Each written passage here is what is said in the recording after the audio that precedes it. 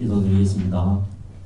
무한하시고 전지전능하신 하나님 아버지를 존경하오며 인간들을 위해 모든 것을 만들어 주시고 준비해 주시고 인간으로 하여금 만물을 다스리도록 영원전부터 계획해 주신 하나님 아버지의 크신 은혜에 감사드립니다.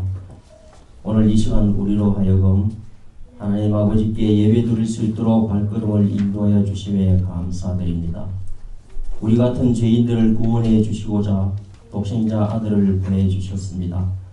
우리가 하나님 아버지의 크신 모든 은혜에 감사드리며 또한 우리 죄를 대신해 십자가에 못 박히시고 우리가 받을 모든 고통을 오직 주님 홀로 감당하시는 가운데 죽으시고 다시 살아나사 아직은 사탄이 지배하는 이 세상에서 성령으로 하여금 오직 선한 방향으로 인도하게 하시는 주님의 은혜에 감사드리기 위해 한낱 죄인일 뿐인 우리가 영원전부터 주님 오심을 오늘도 또한 잊지 않고 기리기 위해 이렇게 모였습니다. 하나님 아버지, 다만 긍휼히 여기시고 주님 주신 말씀에 순종하며 나아갈 수 있도록 은혜 주시옵소서. 지난 1년을 돌아봅니다. 주님께서 주신 1년이라는 시간을 어떻게 보냈는지, 주님 말씀에 어긋난 은행은 없었는지, 자신의 생각이, 자신의 판단이 주님의 뜻을 앞선 적은 혹여나 없었는지 돌아봅니다.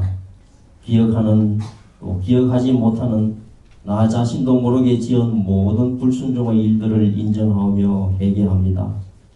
아버지 하나님 용서하여 주시옵소서.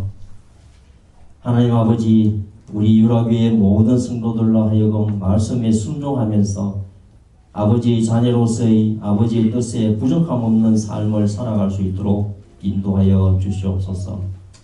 우리 모두가 하나님 아버지 앞에 아직은 너무나 부족한 인간일 뿐임을 고백합니다.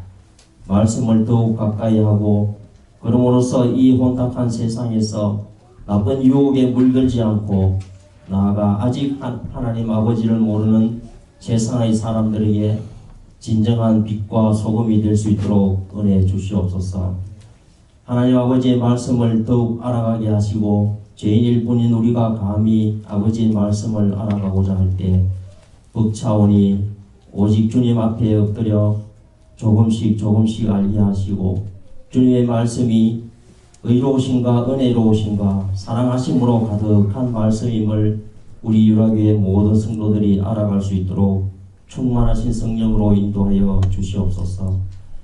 오늘은 하나님 아버지께서 우리 인간들을 구원해 주시고자 예수 그리스도를 이 땅에 인간의 몸으로 보내주심을 기리는 너무나 기쁜 날입니다. 세상의 인간들이 오랜 동안의 역사 가운데 오직 사랑으로 오늘날까지 행하신 하나님 아버지의 깊으신 뜻을 우리 인간들이 이제 조금은 알아가는 것 같습니다. 조금이라도 알아갈 수 있도록 허락하여 주심에 또한 감사드립니다. 또한 이런 느낌이 비록 부족하기 그지없는 죄된 한 인간의 생각일 뿐이라 할지라도 사랑으로 용납하여 주시리라 믿사오며 이 은혜 또한 영광이 되어 하나님 아버지께 돌릴 수 있음을 믿습니다. 하나님 아버지께 한 걸음 더 가까이 다가갈 수 있음을 확신하며 오직 감사드립니다. 예수 그리스도의 십자가 보혈과 우리의 지혜로는 알 수 없는 하나님 아버지의 지극하신 사랑과 긍휼히 여기심에서 세우신 구원 경륜을 믿는 모든 성도들의 몸과 마음이 하나님의 말씀 안에서 오직 선한 뜻으로 모든 것이 하나님 아버지의 뜻대로 은혜대로 이루어지게 하시옵소서.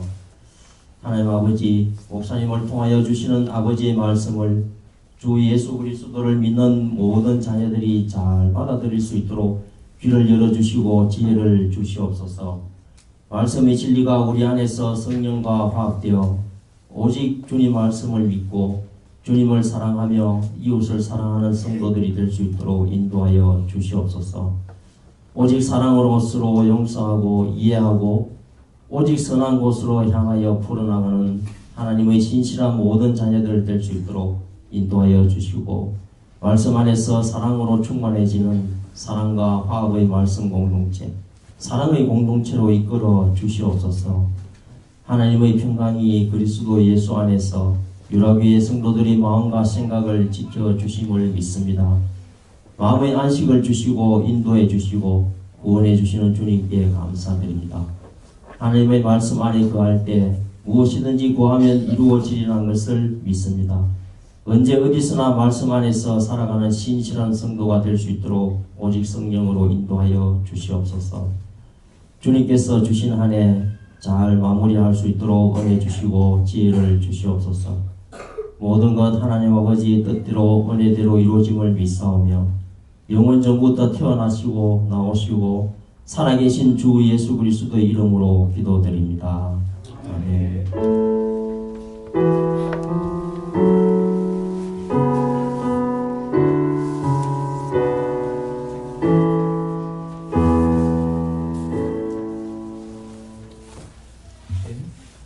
오늘 하나님 말씀은 누가복음 2장입니다. 2장 1절에서 7절입니다. 우리에게 주시는 이 말씀을 우리 교도하도록 하겠습니다. 누가복음 2장 1절에서 7절까지입니다. 예수 그리스도의 나심에 대한 말씀입니다. 제가 먼저 읽겠습니다. 2장 1절입니다. 그때에 가이사 아구스도가 영을 내려 천하로 다 호적하라 하였으니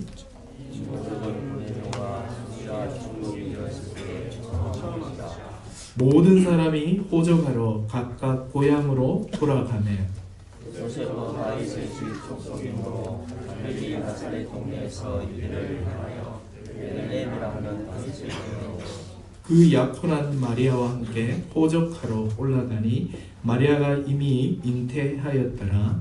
거기 있을 때에 해산의 날이 차서 다 같이요. 첫 아들을 낳아 강보로 사서 구유에 두었으니 이는 여관에 있을 곳이 없음이라. 아멘. 오늘은 성탄절입니다. 오늘 그 통합에서 통합세대로 예배를 드립니다. 그래서 오늘 찬양 예배로 오늘 좀 기획을 해봤고요. 그리고 또 하나 다른 점이 있다면 제가 넥타이를 한번 내봤습니다. 지금까지 왜 안 했냐 하면은 이 지금 목이 살이 쪘는지 이게 들어가지를 않았어요. 근데 이제 올해 희한하게도 이 들어가더라고요. 그래서 아마 이제 그 선물을 많이 해주셨는데 넥타이를 못해서 늘 미안했습니다.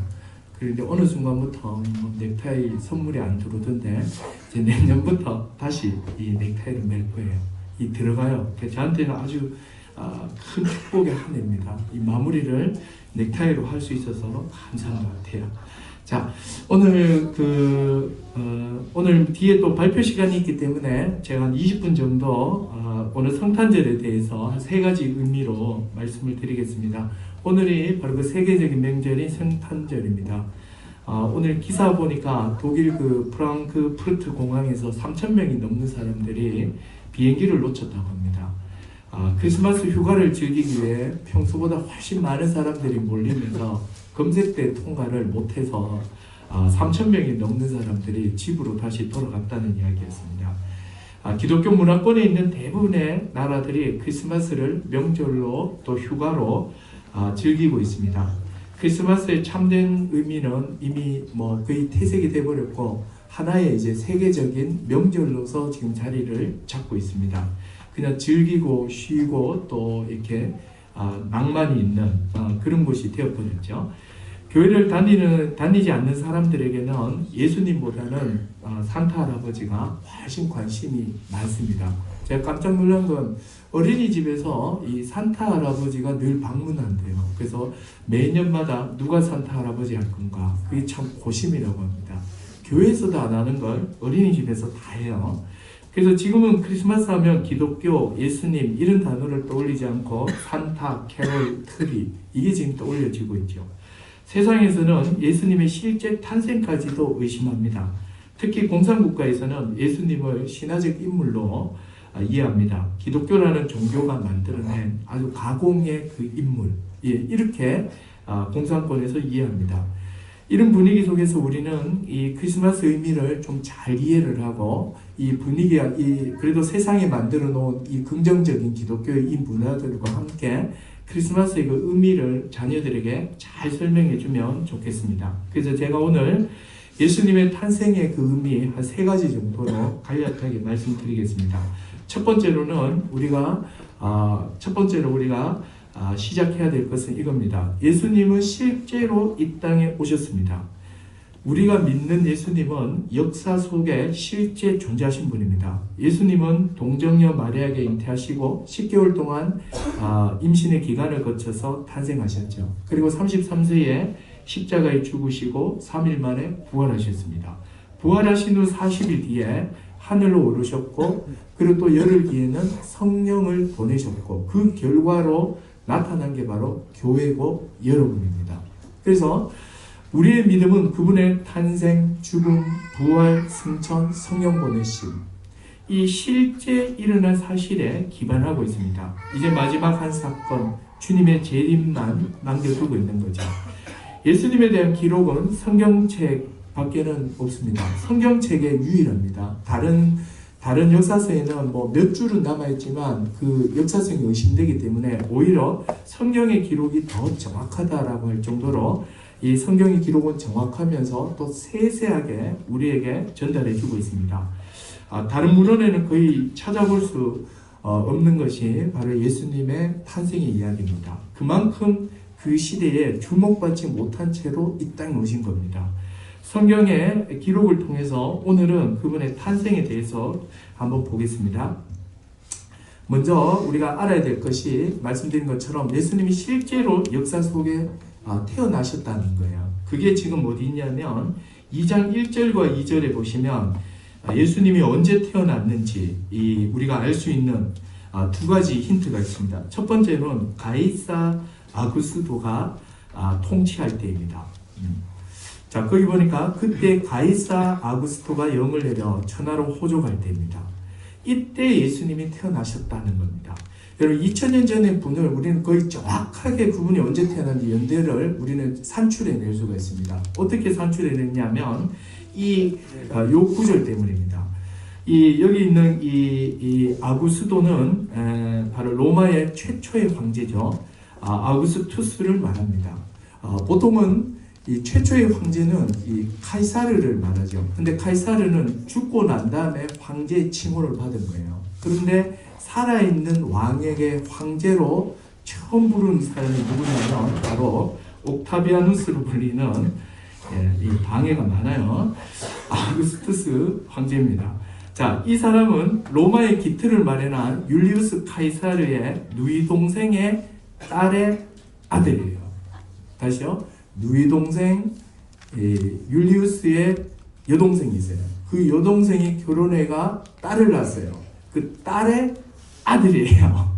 근데 누구냐면 바로 옥타비아누스의 외할머니의 오빠가 율리우스란 말이에요. 이 옥타비아누스가 18세 됐을 때 외할머니의 오빠인 율리우스의 유언을 따라서 양자로 입양이 됩니다. 그리고 주전 30년에 유명한 악티움 해전이라고, 거기서 이 안토니우스 아시죠? 그 클레오파트라의 그 남자, 클레오파트라의 남자였던 이 안토니우스와 이 반대 세력이었던 이 안토니우스와 이제 악티움에서 해전을 벌여서 거기서 이 젊은 이 옥타비아누스가 완전 박살을 내버립니다. 그리고 최고 사령관이 되면서 얼마 있지 않아서 최초의 황제가 되어버립니다. 그리고 주전 29년에 로마 원로원에서 살아있는 사람에게 처음으로 황제라고 이야기를 해줍니다. 그전에는 죽은 사람에게 황제로, 이제 율리우스를 죽고 난 다음에 황제로 불렀는데, 그의 입양 아들인, 그죠? 입양 아들인 옥타비아누스에게 바로 이 황제라고 해줍니다. 그리고 2년 뒤에는 원로원에서 이 사람에게 아우구스투스께서 이 숭고한 자라는 의미를 줍니다. 근데 이 숭고한 자라는 뜻이 뭐냐면 종교적 경배의 대상이 되어버려요. 그래서 거의 신의, 살아있는데 신의 반열에 올려버립니다. 이 정도로 아주 큰 업적을 남긴 사람입니다. 살아있는 로마의 최초의 황제가 된 이 아우구스투스는 74세까지 로마를 다스립니다. 근데 이 사람이 다스리는 동안에 어떤 법을 만들었냐면 14년에 한 번씩 모든 로마 제국의 사람들에게는 14년에 한 번씩 징병을 위해서 인구조사를 하겠습니다. 인구조사를 어떻게 하냐면 막 흩어져 살다가 자기 고향으로 다 돌아가야 됩니다. 다 돌아가서 호적을 신고를 해야 돼요. 내가 누구누구인데 누구누구다라고 신고를 해야 돼요. 이렇게 해서 출생지를 기준으로 해서 몇 명인지 이 하는 이유는 분명하죠. 징집하기 위해서입니다. 예수님께서 태어나신 때는 바로 우리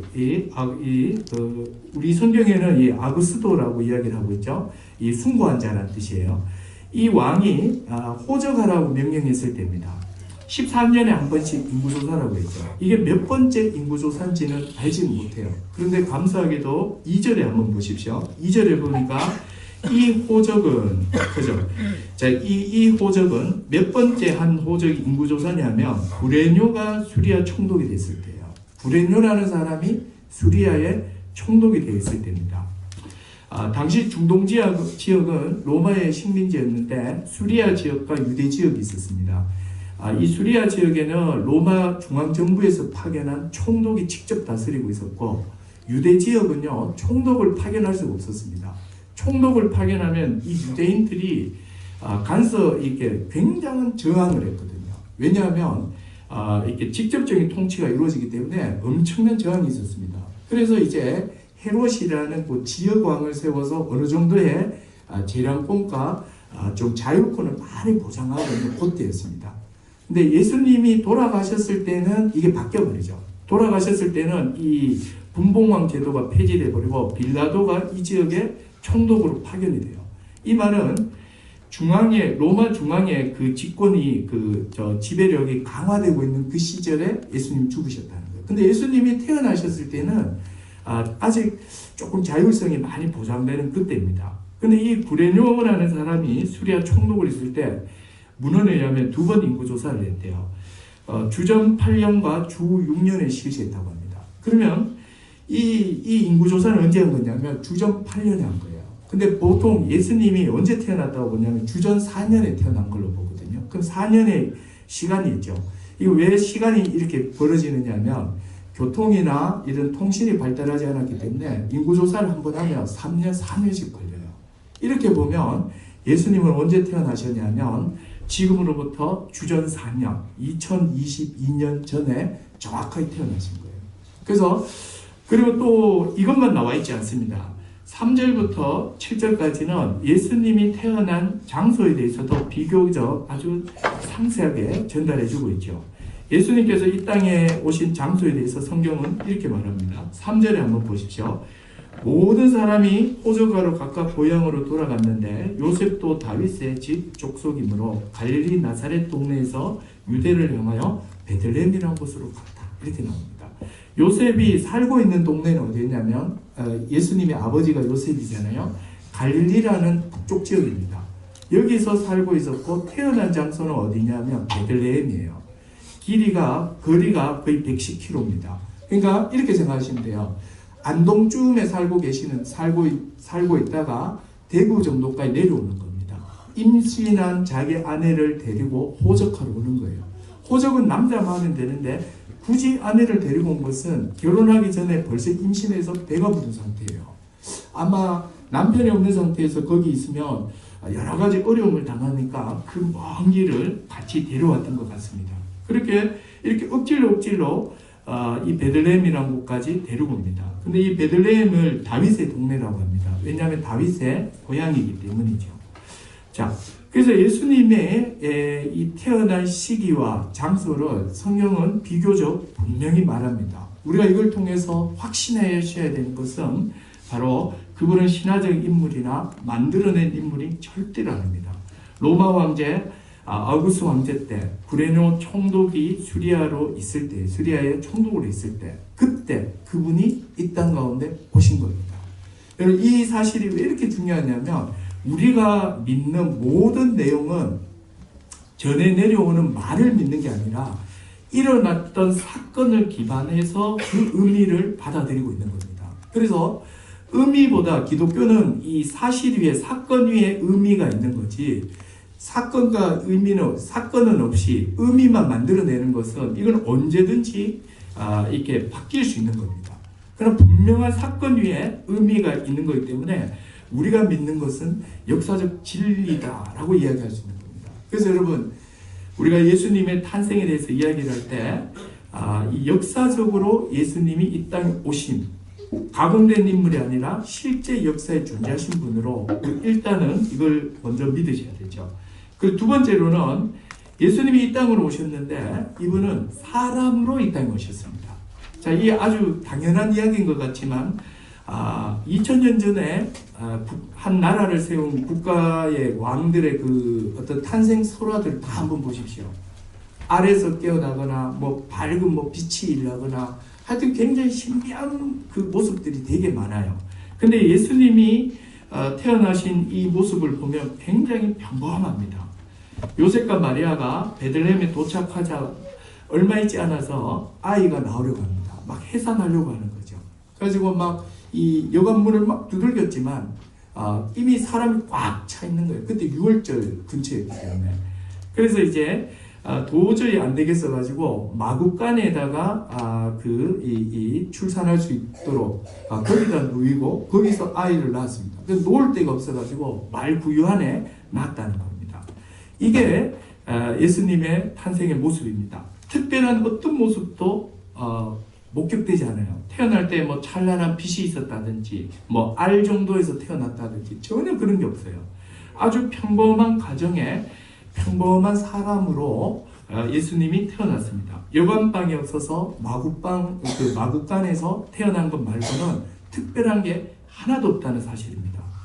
예수님 우리와 똑같은 아주 평범한 사람으로 이 땅에 오셨습니다.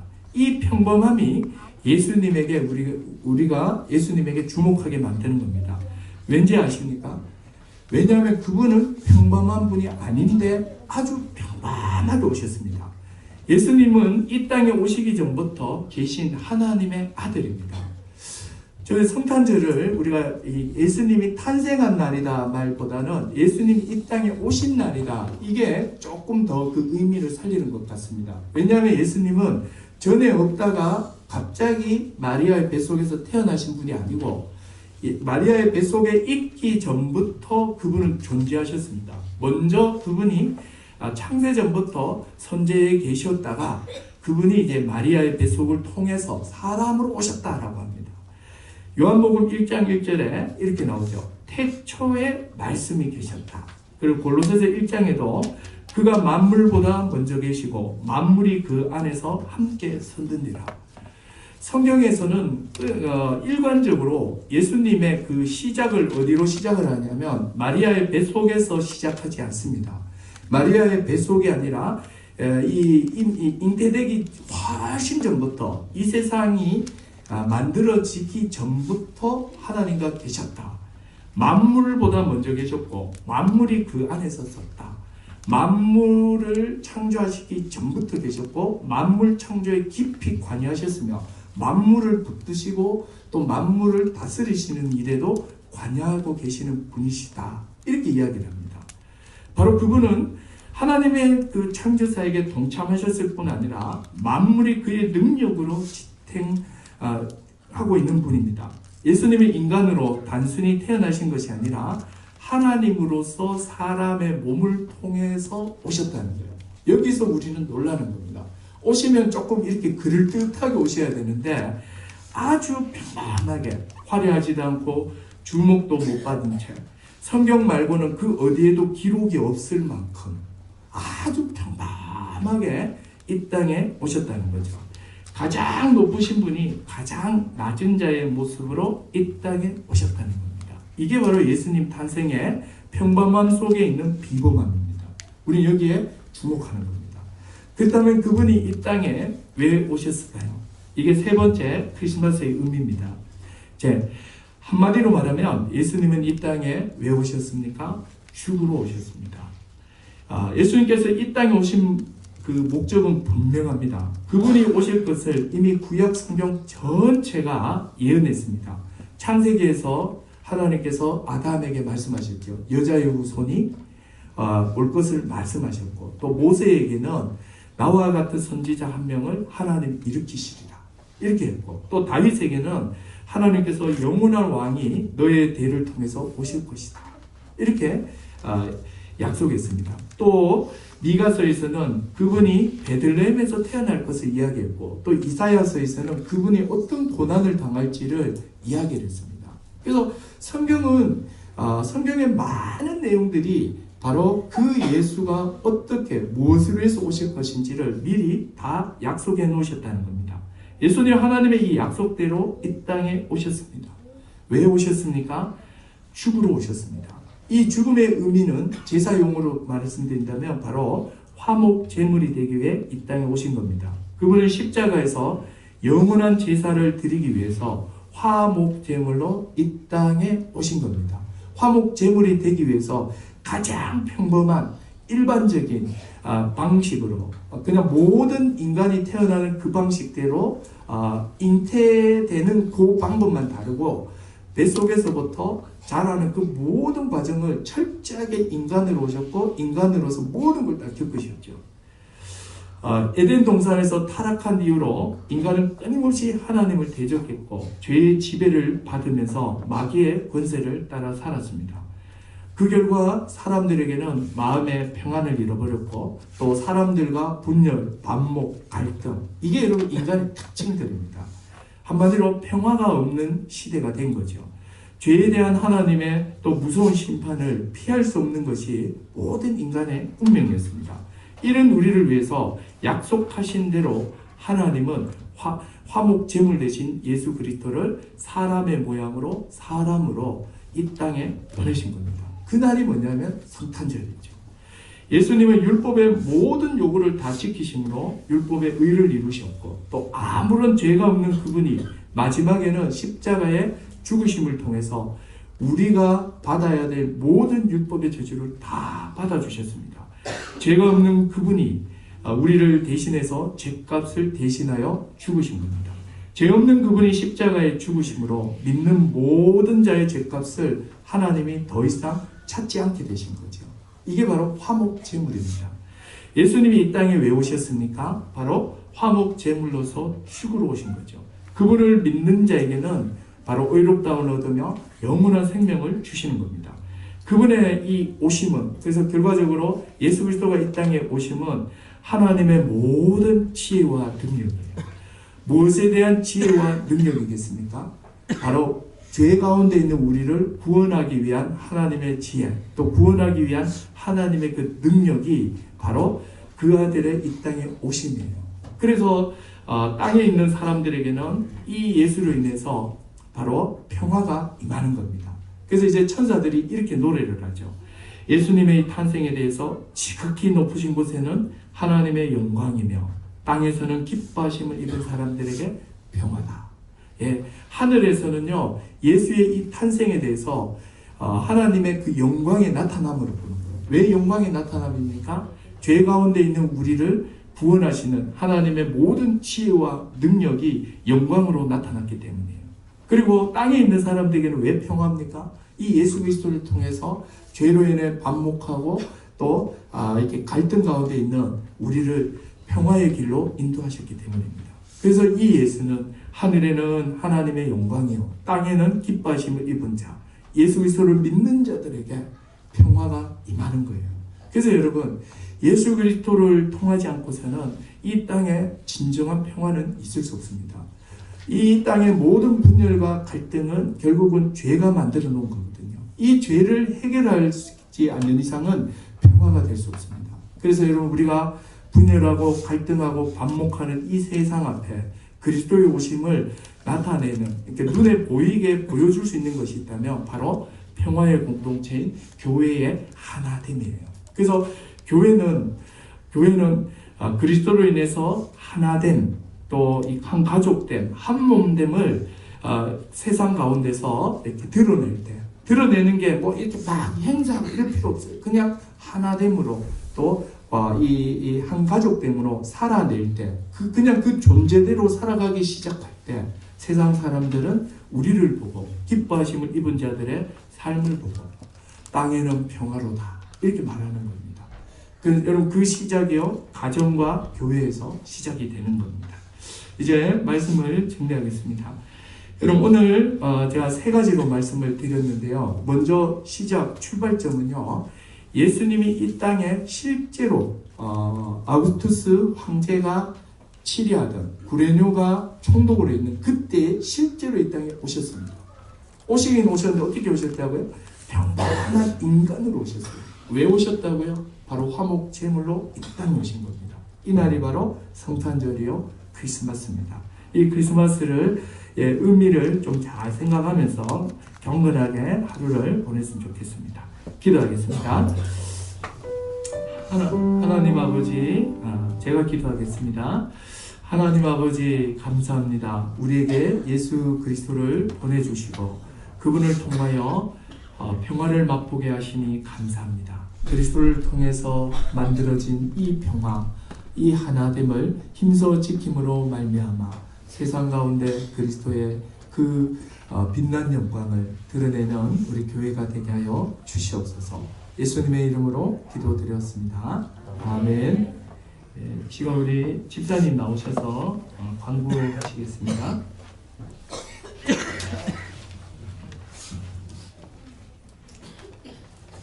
네, 성탄을 맞아서 오늘 유라교회에 처음 나오신 분들 그리고 오랜만에 나오신 분들 주님의 이름으로 환영하고 축복합니다. 우리 옆 사람과 함께 메리 크리스마스 하면서 박수 한번 내서 드리겠습니다.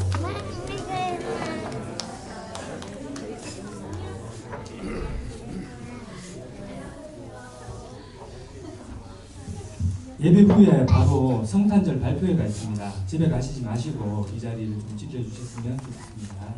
그리고 끝으로 성탄절을 가족과 친지들과 함께 교제하면서 경건하게 그리고 화목하게 잘 보내셨으면 좋겠습니다. 오늘 점심 식사가 따로 준비되어 있지 않기 때문에 각 가족별로 알아서 가족 모임 겸 식사를 해주시면 되겠습니다. 이제 우리 다 같이 일어나셔서 620장 1절 찬양하고 축도로 예배를 마치겠습니다.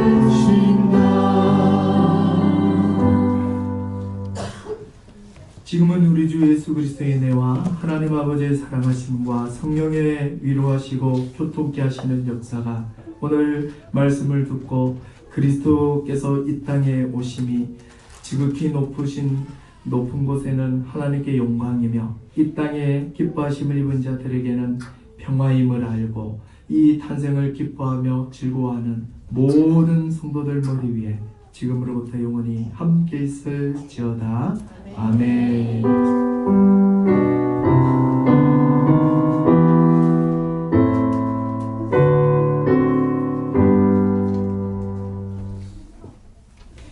일부 예배는 마쳤고요. 이제 2부로 발표를 하는데 한 5분 정도 제가 여유를 드리겠습니다. 화장실 다녀오실 분들은 다녀오시고 무대 세팅을 해주시고